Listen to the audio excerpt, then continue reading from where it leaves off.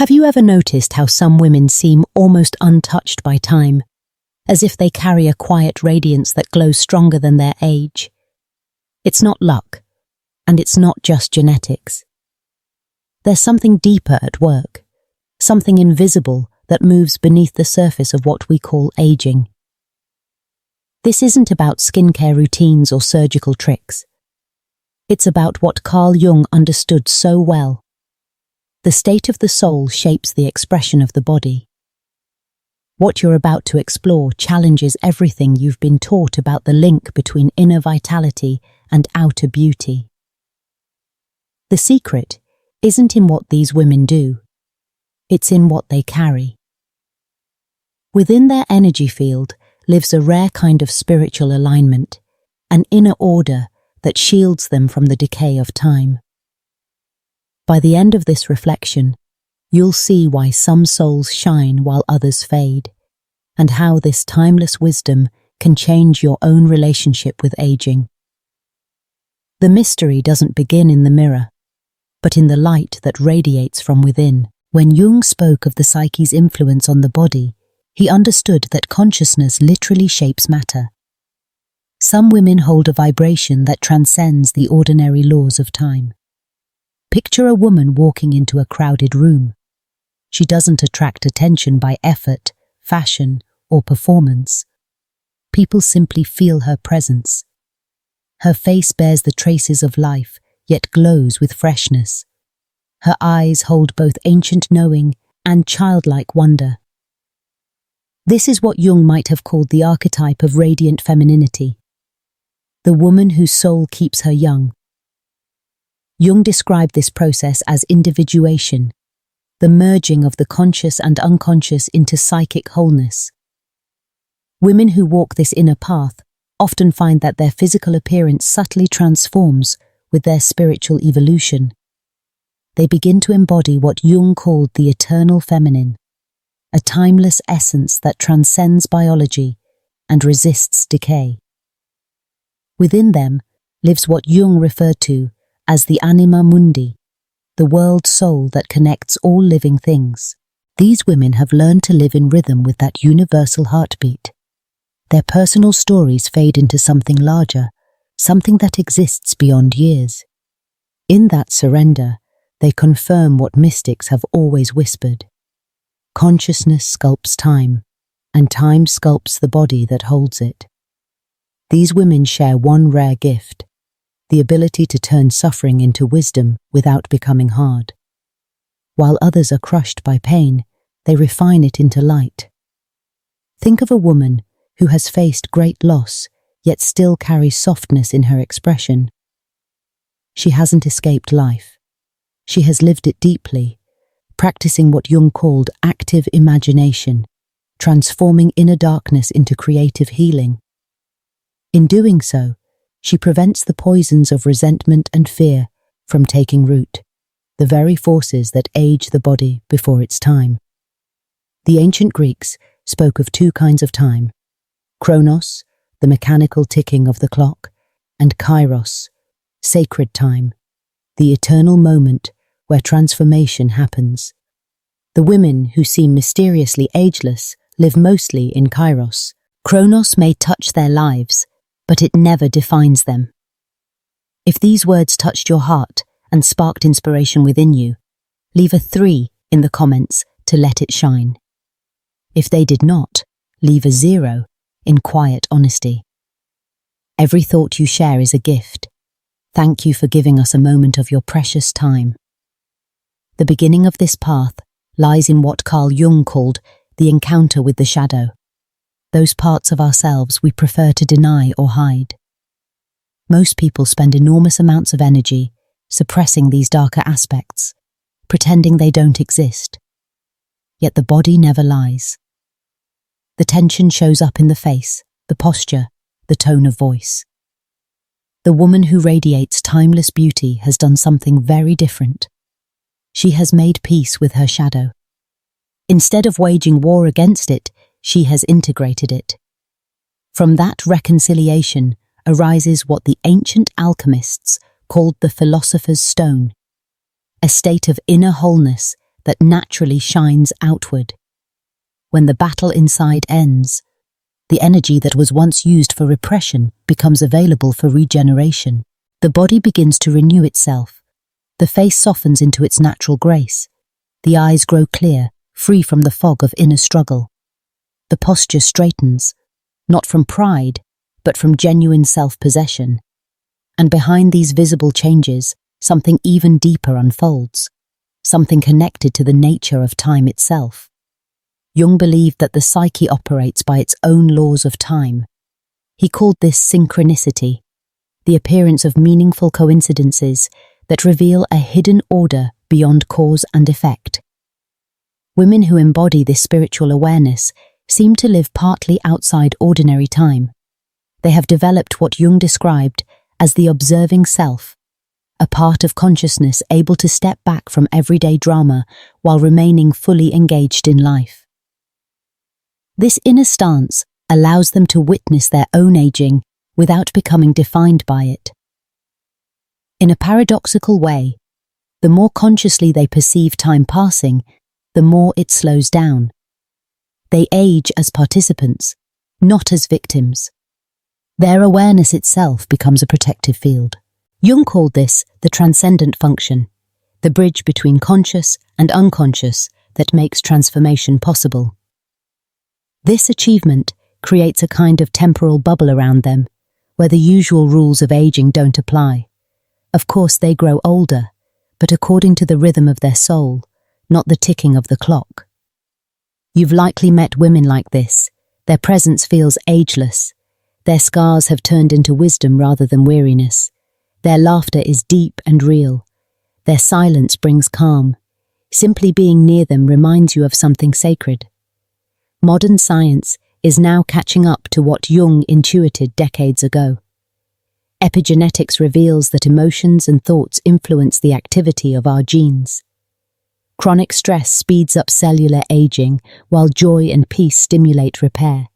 Even telomeres, the protective ends of our DNA that shorten with time, respond to our inner state.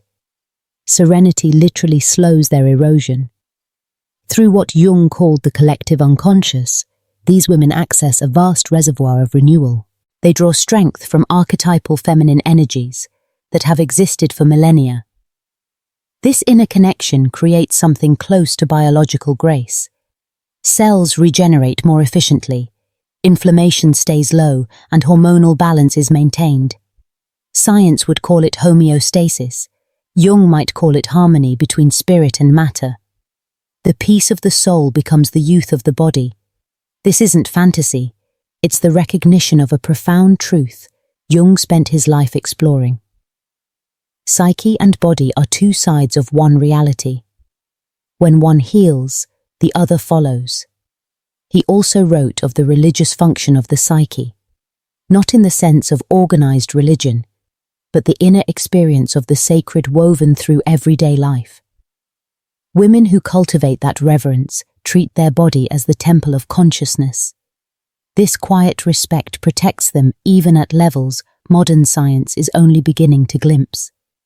The radiant woman also practices what Jung called the art of letting die, the ability to release what no longer serves. She understands that each stage of life requires an inner death and rebirth. She moves through these transitions with grace instead of resistance, keeping only what nourishes her soul, and leaving behind what would carve itself into her face as tension and fatigue. This letting go includes the social masks we all wear. Jung called them personas, the roles we perform for acceptance. Those who cling too tightly to them grow rigid and drained. The radiant woman wears her masks lightly, like clothes that change with the season. Deep within her psyche lives what Jung described as the autonomous complex of the eternal feminine, an inner intelligence that works beyond the conscious will, always guiding her toward growth, renewal, and wholeness. This inner principle protects her from becoming rigid, something that happens when women lose touch with their natural cyclical rhythm of renewal and bind themselves only to the linear flow of time. Through what Jung called the transcendent function, she has discovered a third path beyond the dualities of youth and age, beauty and decay, meaning and emptiness. In her presence, you sense it immediately. This is a woman who is friends with time. She doesn't resist it. She dances with it. Around her, time seems to loosen its grip, and for a brief moment, everyone near her feels lighter. Jung would have recognized her as the archetype of the wise woman, not as a withdrawn hermit or a frail elder, but as a living embodiment of timeless wisdom. Such women have deepened their connection to the collective unconscious, to the eternal feminine that is forever renewing itself. The unconscious, through dreams and intuitions, continuously softens the rigid edges of the ego. By honoring this process, these women remain aligned with their authentic path of growth and avoid the spiritual stagnation that so often accelerates aging. Their extraordinary quality lies in how seamlessly they embody many of Jung's core insights. They have realized the union of opposites, the harmony between masculine and feminine energies, the blending of light and shadow, the acceptance of both power and tenderness. This inner marriage is psychological alchemy. It transforms everything it touches. Their faces become living mandalas, reflections of inner wholeness, natural expressions of what Jung called the self. Their symmetry is not a matter of genetics, but of equilibrium. The glow in their eyes mirrors a deep integration of all parts of the psyche into one unified consciousness. You can see it most clearly in how they approach suffering. Where others grow bitter and marked by resentment, these women adopt what Jung called a religious attitude toward psychic material, a reverence for the meaning hidden within pain. They understand that every wound contains the seed of healing, every crisis the potential for awakening. The radiant woman practices differentiated feeling, the capacity to tell the difference between emotions that lead to growth and those that recycle suffering. She can grieve without collapsing, rage without poisoning herself, and love without losing her center. This emotional maturity shields her from the chronic inflammation that modern science links to premature aging. That doesn't mean she avoids suffering or pretends it's not real. It means she's learned what Jung described as holding the tension of opposites, remaining fully present amid conflict or uncertainty without rushing to escape. This discipline prevents the inner fragmentation that wears down the nervous system over time. Her body stays regulated even under pressure, maintaining what researchers now call heart rate coherence, a state where breathing, heartbeat, and emotion flow together in perfect rhythm. This coherence affects everything. Hormones stabilize, immunity strengthens, and cells regenerate more efficiently. The peace of her soul literally becomes medicine for her body. Perhaps most striking is her relationship to the future. While many cling to youth or dread time's passage, she embodies what Jung called prospective thinking, the ability to see every moment as a seed of becoming. She doesn't live in nostalgia, but in unfolding possibility. Her awareness magnetizes experiences and relationships that nurture her evolution. It's as though her intention for growth shapes the events around her, a living example of synchronicity in motion. You can see this openness reflected in her features. There's no rigidity, no resignation. Her expressions remain fluid, her eyes full of wonder for what life has yet to reveal. Jung's vision of the unus mundus, the unity of all things, is mirrored in her presence. She has achieved the alchemist's dream, the union of microcosm and macrocosm, where her personal transformation aligns perfectly with the eternal rhythms of nature itself. Ultimately, the spiritual quality she embodies points not only to her relationship with herself, but to the invisible archetypal forces that guide all human life. She has learned to consciously cooperate with these universal patterns rather than resist them. From them, she draws her vitality and her grace. When you meet such a woman, you can feel it instantly. She carries more within her than one lifetime could explain, as if, through her, the wisdom of countless women before her continues to live, breathe, and shine. This collective feminine gives these women a timeless kind of authority, one that has nothing to do with age or appearance. Their laughter carries the echo of something ancient and eternal, what Carl Jung described as one of the core organizing forces of the human psyche, the eternal feminine. When they speak, it isn't just their individual voice you hear. Something larger speaks through them, an expression of the divine feminine using their personality as its vessel. This openness requires what Jung called a permeable ego, an identity strong enough to stay centered, yet open enough to allow the transpersonal to move through. Achieving that balance demands years of deep inner work. Once found, these women radiate a clarity that transcends the personal. Out of that balance arises what Jung named the conjunctio, the mystical union between the conscious and unconscious, masculine and feminine, temporal and eternal. From this sacred marriage comes what alchemists called the child of the wise, a renewed self, carrying both the wisdom of age and the freshness of new beginnings. Their faces become living testaments to this harmony. Women who embody this state live what Jung called a symbolic life, where every experience has meaning beyond what meets the eye. This approach protects them from the spiritual emptiness that drains so many people as they age. For them, the lack of meaning never corrodes vitality, because they've transformed daily life into an ongoing ritual of renewal. Every relationship becomes a mirror for growth. Every challenge turns into an opportunity for deeper understanding. Through this alchemical view of existence, nothing is wasted. Every moment adds to their evolution, and this sense of inner purpose radiates outward as physical vitality and presence. Jung believed the psyche contains its own natural healing power, an instinctive drive toward wholeness that works independently of the conscious mind. In these women, that self-healing mechanism has been awakened. It fuels a constant process of regeneration that flows from the inside out. Their transformation isn't limited to how they look. It extends to how they inhabit their bodies, how they move, how they exist in the world. By the end of this exploration, one truth stands out. The source of youth is not a mythical fountain hidden in some distant place. It is a psychological state, accessible to anyone willing to walk the inner path Jung mapped, the journey of integration and individuation. These women haven't discovered a magic formula. They've simply learned to live in harmony with the deepest layers of their psyche, to consciously collaborate with the archetypal forces that shape human life, and to stay connected to the transcendent dimension of being. Their youthful glow is not a sign of escaping time, but of spiritual maturity.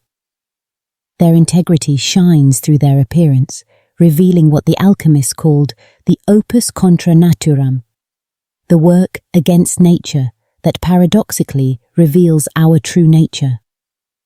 In their presence, one feels what humanity is capable of becoming. When consciousness, spirit, and body move together as one, they represent more than personal transformation. They stand as living proof that evolution of consciousness can literally shape the flesh.